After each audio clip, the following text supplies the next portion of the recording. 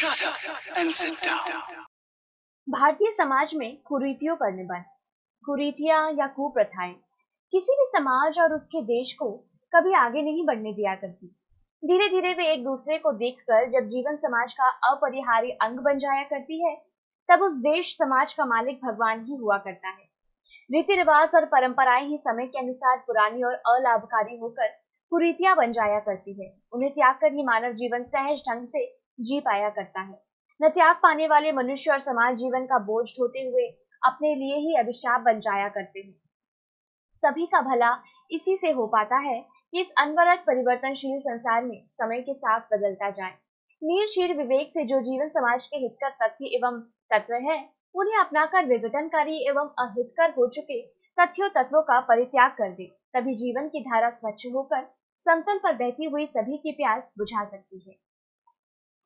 यह बात याद रखने वाली है कि जीवन समाज में परिवर्तन अपरिहार्य है। वास्तव में समयानुकूल परिवर्तन ही प्रगति का वास्तविक कारण एवं सूचक हुआ करता है। कुरीतियां उन हथकड़ियों बेड़ियों के समान बाधक हुआ करती है कि जो व्यक्ति और समाज को स्वेच्छा से सही दिशा में एक कदम भी नहीं बढ़ने दिया करती। जंग लगे चाकू तलवार जैसे अपनी कुंठा से कुछ कर पाने में असमर्थ हो जाया करते हैं, उसी प्रकार कुरीतियां भी पुरानेपन के कारण जीवन के नए क्षितिजों का उद्घाटन नहीं करने देती। हमारा देश भारत अपनी अनेक प्रकार की सामाजिक कुरीतियों के कारण ही ज्ञान विज्ञान के क्षेत्र सब प्रकार की प्रगति एवं विकास होने पर भी बहुत आगे नहीं बढ़ पा रहा।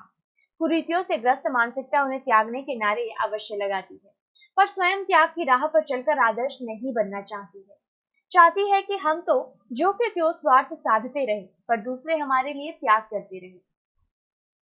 सबसे पहले दहेज की कुरीति, कुप्रथा को ही ले ले।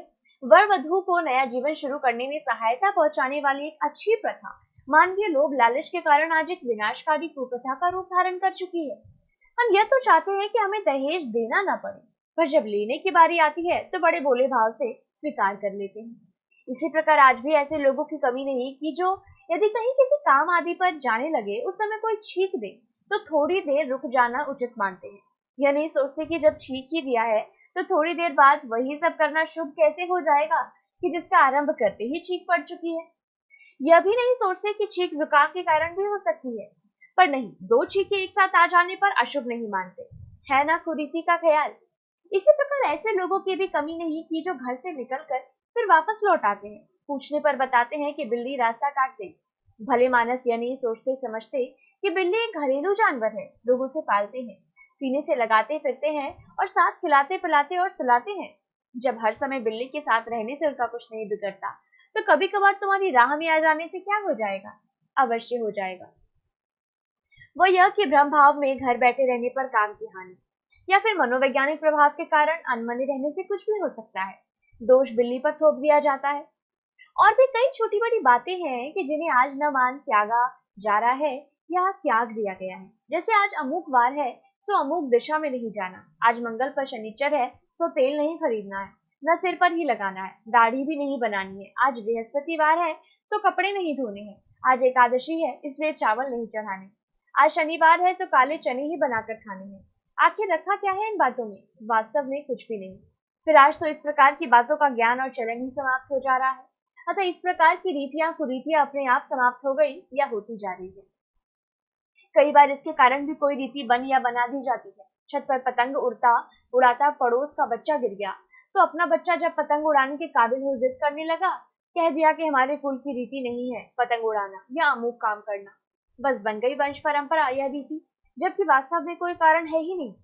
हमारा विचार है कि रीतियां इसी प्रकार बनती और फिर समय के साथ कुरीतियां घोषित होकर धीरे धीरे समाप्त हो जाती है।